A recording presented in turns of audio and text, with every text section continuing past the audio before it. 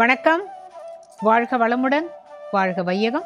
உலகத்து மக்கள் அனைவரும் வாழ்வாங்கு வாழ வேண்டும். எல்லா நாட்களிலும் மகிழ்ச்சியா இருக்கணும். எல்லா பண்டிகைகளையும் ஆனந்தமா கொண்டாடணும். ஆரோக்கியமா இருக்கணும்னு வாழ்த்துறோங்க. இன்னைக்கு நவராத்திரி 3வது நாள். நாம இப்படி கடந்து வந்த பாதையில இந்த 2 நாள்ல என்னெல்லாம் தெரிஞ்சுக்கிட்டோம், ஏன் நவராத்திரி வைக்கிறோம் அப்படின்னு தெரிஞ்சுக்கிட்டோம், எத்தனை படி வைக்கணும்னு தெரிஞ்சுக்கிட்டோம். அப்புறமா இந்த சுரதன் சமாதி அப்படிங்கிற 2 பேருடைய கதையும் பார்த்தோம். அந்த சுமேதஸ் முனிவர் என்ன கதை சொன்னாரு அப்படிங்கிறதையும் பார்த்தோம். ஏன் நாம் எல்லாரும் பாடுறோம் ஆடுறோம், இதில் யார் யாரோட சண்டை போட்டா அப்படிங்கிற ஒரு வரைக்கும் வந்தோம். அதுக்கு முன்னால் என்ன பண்ணோம், மது கைட்டபன் அப்படிங்கிற 2 ராட்சசர்கள் மகாவிஷ்ணுவுடைய காதிலேருந்து வந்து பிரம்மனை தாக்க வந்த பொழுது அவர் ராத்திரி சூக்தம்ங்கிறத பாடி அந்த யோக நித்ரா தேவியை அவருடைய உடம்புலேருந்து விலகி நிற்க சொல்லிட்டு, அப்போ மகாவிஷ்ணு கேட்குறாரு என்ன வரம் வேணும்னு. அவங்க சொல்கிறாங்க, நீ வரம் தர வேண்டாம், உனக்கு என்ன வரம்னு போது உன்னை சம்ஹரிக்க வேண்டும் அப்படின்னு அவர் சொல்லி, எங்களை இந்த அப்பு இல்லாத ஸ்தலத்தில் பிருத்திவியிலே வைத்து கொல்லும் என்றாராம். அப்புன்னா ஜலம். இந்த தண்ணி இல்லாத இடத்துல அவருடைய தொடையில வச்சு இவங்க 2 பேரையும் சம்ஹாரம் பண்றாரு. அதுதான் இன்று பிருத்வியாக விளங்குகிறது அப்படிங்கிற வரைக்கும் பார்த்தோம். அதுக்கப்புறமா ஒரு ராட்சசன் வந்தானே, யார் அது? மகிஷா அசுரன், எருமைத்தலை அசுரன். அவ அப்பா பேர் ரம்பன், அசுரர்களின் தலைவன். அவன் போய் வரம் வாங்கி, உனக்கு யார் மேலே ஆசை வருதோ அவளையே கல்யாணம் பண்ணிக்கோன்னா, அவனுக்கு ஆசை வந்தது ஒரு எருமையை பார்த்து ஆசை வந்தது. அவனும் எருமையாக மாறி அவளை கல்யாணம் பண்ணிக்கிறான். அவங்களுக்கு பிறந்தவன் தான் மகிஷா அசுரன். இந்த மகிஷாசுரன் அப்படின்னாக்கா எருமைத்தலையன். நம்ம சில பேரை திட்டுவோம், அடே மட்டி எருமத்தலையா அப்படின்னு திட்டுறோமே. காரணம் என்னன்னு கேட்டால், இந்த அகம்பாவமும் இக்னரன்ஸும், அறியாமை, 2 மட்டித்தனமும் சேர்ந்து மொண்டித்தனமும் சேர்ந்தா அவன் தான் மகிஷாசுரன். நம்மளுக்கே உண்டு. அதாவது இது நம்ம கதையாக கேட்குறோமே தவிர இது எல்லாமே நமக்குள்ளேயே இருக்குது. தேவிங்கிறவ நமக்குள்ளே இருக்கிற அழிக்க முடியாத ஒரு சக்தி. அவளால் நம்மளுடைய அறியாமையை போக்க முடியும், மொண்டித்தனத்தை போக்க முடியும், நம்மளை நல்லவர்களாக ஆக்க முடியும். அதுதான் இந்த உள்ளுக்குள்ளே நடக்கிற போர். ஆனால் நம்ம வெளியில் அதுக்கு ஒரு உருவகம் கொடுத்து ஒரு கதையாக சொல்லின்னு இருக்கோம். அப்போது எல்லாருமா போய் இந்த மகிஷாசுரன் இந்த கூத்து அடிக்கிறான்னு சொல்லிட்டு தேவர்கள், முனிவர்கள், மனிதர்கள் எல்லாருமா போய் பிரம்மா கிட்ட கேட்டு, இப்படி ஒரு வரத்தை கொடுத்து அவனை உருவாக்கிட்டீங்களே என்ன பொழுது சிவனும் மகாவிஷ்ணுவும் சேர்ந்து என்ன சொல்கிறாங்க, ஒரு பெண்ணால் மட்டுமே அவனை வதம் செய்ய முடியும். ஏன்னா அவள் ஒத்தியால் தான் முடியும். அவள் ஒத்திங்கிறவ தனி இல்லை, நம்ம அனைவருடைய எல்லாருடைய தேஜஸும் சேர்ந்தவள். பரமேஸ்வரனுடைய சக்தி இருக்குது, மகாவிஷ்ணுவோட சக்தி இருக்குது, தேவர்களுடைய சக்தி எல்லாம் இருக்குது அவளுக்கு. அப்படின்னு சொல்லிட்டு அவளை எப்படி உருவாக்குறாங்கன்னா, எல்லாரும் கான்சன்ட்ரேட்டடாக, அதாவது ஒருமித்த மனதோடு அவரவர் உடம்புல இருந்து தேஜஸ் ஒளியாக வெளிவரும் பொழுது ஒரு அழகிய பெண்ணாக அவர் வராள். வரப்பொழுது அத்தனை பேர் என்ன சொல்கிறா, இவ தான் லாயக்கு. எதுக்கு? மகிஷாசுரனை வதைப்பதற்கு. உடனே பரமேஸ்வரன், இந்தா என்னுடைய சூலத்தை போலவே ஒன்று சொல்லிட்டு அவளுக்கு அதோட சக்தி உடைய இன்னொரு சூலம். இவர் சங்கு தரார், சக்கரம் தரார், மணி தரார். ஒரு தேவர்கள் ஒன்றொன்னா கொடுக்க கொடுக்க கொடுக்க கொடுக்க அவள் அப்படியே தங்க நிற ஆடை அணிந்து, அப்படியே பூஷணங்கள்லாம் அணிந்து, வாடாத மலர் மாலையை அணிந்து கொண்டு அவள் கிளம்பும் பொழுது சிங்கத்தை வாகனமாக தருகிறார்கள். அவள் சிங்க வாகனமாக ஏறி அவள் ஒரு சிரிப்பு சிரிக்கிறாளாம். அந்த சிரிப்புக்கு என்ன தெரியுமா பேர்? அட்டகாசம்னு பேர். அட்டகாசமாக சிரித்தாள் அப்படின்னாக்கா அப்படியே உலகமே அதிர்ந்து போகிறாப்புல ஒரு மென்மையான உருவம் கொண்ட ஒரு பெண். இத்தனை 18 கைகளிலையும் ஆயுதங்களை தரித்து கொண்டு அட்டகாசமாக ஒரு சிரிப்பு சிரித்த பொழுது தேவர்கள், முனிவர்கள், அந்த 3 தேவர்கள், மும்மூர்த்திகள் அத்தனை பேரும் கையை கூப்பி அவளை, அடே அப்பா, இப்படி ஒரு சக்தி நம்ம அனைவருடைய உடம்புலேருந்து வந்திருக்காளேன்னு சொல்லி விக்கித்து போய் நின்றார்களாம். பார்த்து பிரமித்து போய் நின்றார்களாம். அதனால தான் அவங்க நின்னது போலவே இந்த பொம்மைகளெல்லாம் நிறுத்தி வைக்கிறோம் அப்படிங்கிறத அதை சும்மா சொல்லுவாங்க. ஜகதோத்தாரிணி माता दुर्गा जगदोद्धारिणी माँ। जागो जागो माँ, जागो जागो माँ, जागो जागो माँ जननी। चंडी देवी रणचंडी देवी हे शिव रमणा जागो माँ, हे शिव रमणा जागो माँ, हे ஜகதோத்தாரிணி மா அப்படின்னு அத்தனை பேரும் அவளை துதி பாடி அவளை வழி அனுப்பி வைக்கிறா. இவ போய் மகிஷனோட சண்டை போட போறா. இப்போ உடனே சொல்லலை, நான் கொஞ்சம் இருக்கட்டும், அந்த மகிஷாசுரனை அவள் இன்னும் பார்க்கல. ஆனால் மகிஷாசுரனுக்கு விஷயம் போய் காதில் விழருது. இத்தனை தேவர்களுமாக சேர்ந்து ஒரு பெண்ணை உருவாக்கி இருக்கிறார்கள் அப்படின்ன உடனே இவ சிரிச்சது அட்டகாசம். அவன் அதை விட அட்டகாசமாக ஒரு சிரிப்பை சிரித்தான். இந்த அட்டகாசம் வேற, அந்த அட்டகாசம் வேற. அவன் ஆணவத்தோட ஒரு சிரிப்பை சிரித்து வரட்டும், அவளை நான் கல்யாணம் பண்ணிக்கிறேன்னு சொல்லுங்கிறானா. என்ன தைரியம்! இத்தனை தேவர்களும் சேர்ந்து ஒரு அழகான பெண்ணை உருவாக்கி இருக்கிறார்கள் அப்படின்னு சொன்ன உடனே அவளை நான் கல்யாணம் பண்ணிக்கிறேன், வர சொல்லு அப்படின்னு நானா.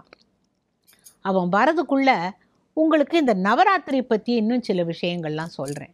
இப்போ இந்த நவராத்திரி பெண்களுக்கான ஒரு திருவிழா அப்படின்னு சொன்னேன். ஏன் பெண்களுக்கு அப்படின்னாக்கா, தேவியை கொண்டாடுகிறோம், அவளே பெண், ஆவதும் பெண்ணாலே அழிவதும் பெண்ணாலே. அந்த பெண்ணுக்கு நல்ல சந்தோஷமாக இருந்தாலும் நல்லது நடக்கும், கோபம் வந்தால் அழிச்சு தள்ளிடுவா. இதுதான் இந்த ரெண்டு எக்ஸ்ட்ரீமும் அவள் தான். நெருப்பு மாதிரி, ஆக்குவதும் அவள்தான், அழிப்பதும் அவள்தான், நெருப்பை போல. இந்த நவராத்திரி விழா கொண்டாடுற பொழுது யார் யாருக்கு எந்த விதமான சந்தோஷம் நீங்கள் பார்த்தீங்கன்னாக்கா, சின்ன குழந்தைங்களுக்கு கேளுங்க, எங்கள் வீட்டில் பொம்மை கொள்ளுவெல்லாம் வச்சுருக்கோம், ஒரே சந்தோஷம். சின்ன குழந்தைகளுக்கு. கன்னி பெண்களுக்கு நல்ல கணவன் அமைவான், அதற்காக நவராத்திரி விழா. இதே மாங்கல்ய பலம் நல்லா இருக்கணும்னு சுமங்கலிகள் கொண்டாடுவாங்க.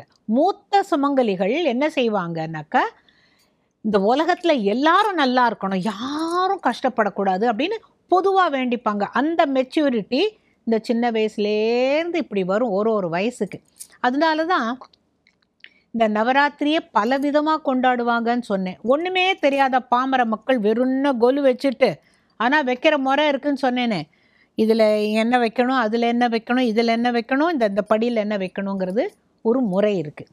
இப்போ மேல் படியில் தெய்வங்கள், முழுமையான தெய்வங்கள் தான் வைக்கணும். முழுமையான தெய்வங்கள்னால் யார்? கணபதி, ராஜராஜேஸ்வரி, மகாவிஷ்ணு, பரமேஸ்வரன், சரஸ்வதி, லக்ஷ்மி போன்ற தெய்வங்கள் முழு முதற் கடவுள்கள். அதுக்கு அடுத்த படியில் என்ன வைக்கணும்? இறைவன் எடுத்த அவதாரங்கள். என்ன அவதாரங்கள்? நான் சில பேர் வீட்டில் கொலுவுக்கு போவேன், போன உடனே பார்ப்பேன், எங்கள் வீட்டில் தசாவதாரம் வச்சுருக்கோம் பார்த்தீங்களான்னு அழகாக வச்சுருப்பாங்க, பெரிய பெரிய பொம்மை வச்சுருப்பாங்க, ஒன்னொன்றுக்கும் லைட், ஸ்பாட் லைட்லாம் போட்டிருப்பாங்க.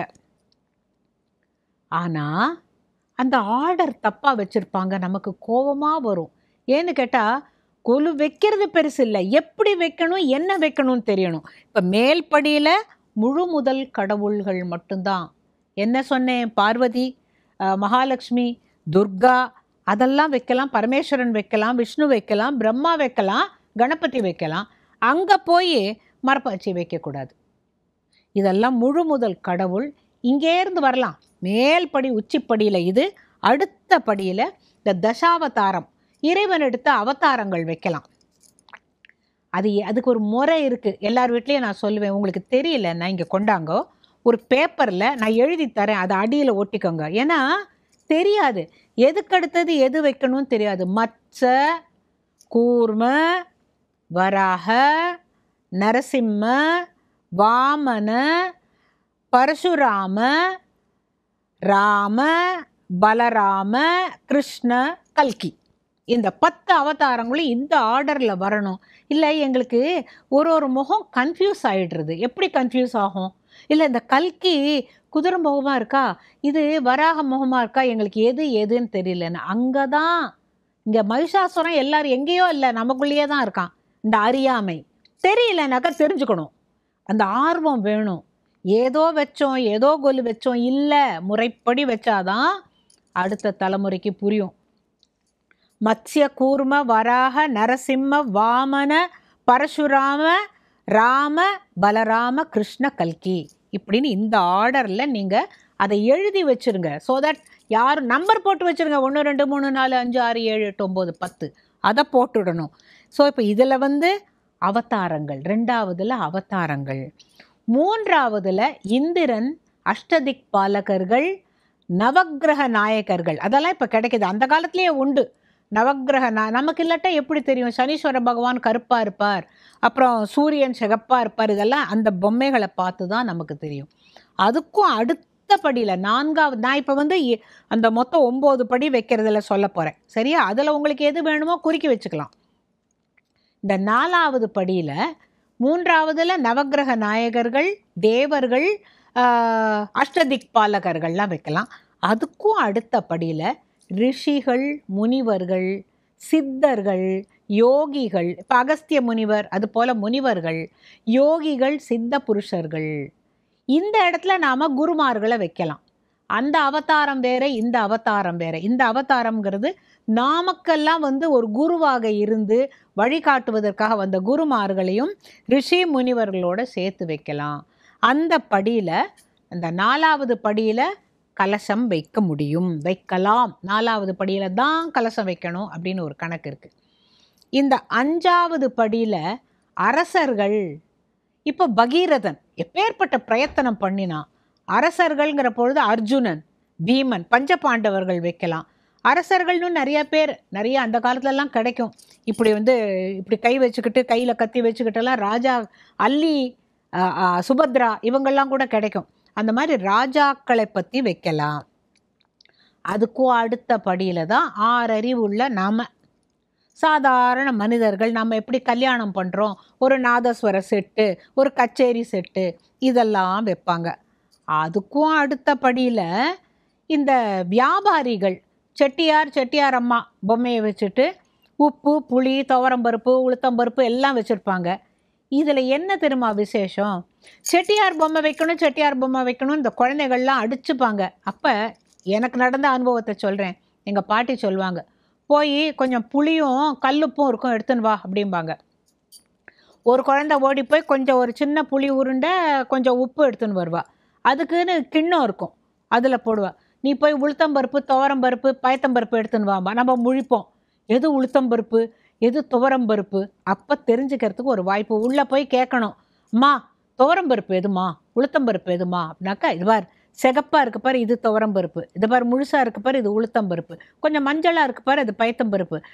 இது சுண்டல் பண்ணோமே அதுவானா, அதே தான் அப்படின்னு சொல்லிட்டு, அப்போ இந்த குழந்தைங்களுக்கு ஆர்வத்தினால என்னென்னதுன்னு தெரியும்.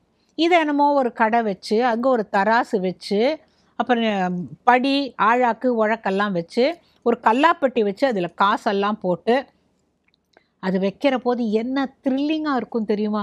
ஆனந்தமாக இருக்கும். அந்த சாதாரண மனிதர்கள், அப்புறம் இந்த வண்ணான் செட்டுன்னு உண்டு, அவன் தோபி எப்படி துவைக்கிறான் அதெல்லாம் வரிசையாக வைப்பாங்க. சாதாரண மனிதர்கள் இந்த கரகாட்டம், கோவில் திருவிழா அதெல்லாம் வச்சுட்டு, அந்த கடைசி படியில் ஒரு சங்கு வைப்பாங்க, சோழி வைப்பாங்க. சோழி எல்லாம் பார்த்துருக்கீங்களா? இந்த சோழி, சங்கு, முத்துச்சிப்பி அதெல்லாம் இந்த கடைசியில் வைப்பாங்க. அதுக்கும் கீழே மணல் பரப்பி தெரு வைப்பாங்க. நாங்கள் தெரு விளக்கெல்லாம் வைப்போம், நாங்களே பண்ணுவோம். கம்பியால் வளைச்சி கிழிச்சு அதில் ஒரு பல்பை போட்டு அதெல்லாம் வச்சு தெரு பண்ணி, அங்கே சுவாமி ஊர்வலம், ரோட்டில் விழுந்து கும்பிடுறவங்க, அந்த பெருமாள் கருட வாகனம் அதெல்லாம் எடுத்துகிட்டு வரப்போது அதெல்லாம் மண்ணில் வைப்பாங்க. ஒரு ஓரத்தில் என்ன பண்ணுவாங்க, அம்மா சொல்லுவாங்க, மலை கட்டுறீங்களா அப்படின்னு கேட்டால் எல்லாம் ஆமாம்போம். உள்ளுக்குள்ளே 4-5 செங்கல் அப்படியே அடுக்கி வச்சுட்டு களிமண் அள்ளின்னு பக்கெட்டில் எடுத்துகிட்டு அப்படியே அது மேலே கொட்டி, கையால் ஈரத்துணி, கையை வச்சுக்கிட்டு அப்படியே பொத்துன்னு அந்த மலையெல்லாம் கட்டிடுவோம். அது அப்படியே ரொம்ப என்னமோ நம்ம பெரிய ஒரு மலையை சிருஷ்டி பண்ண சந்தோஷம் இருக்கும். அம்மா கேழ்வரகு கொண்டு தருவாங்க. அந்த கேழ்வரகை தண்ணியில் ஊற வச்சுட்டு இது மேலே இப்படியே தெளித்து விட்டா அடுத்த நாளைக்கே முளைச்சிரும். அப்போது அதுக்கு ஏன் பார்த்தாக்கா புல் முளைச்சா மாதிரி இருக்கும். இதெல்லாம் எதுக்கு?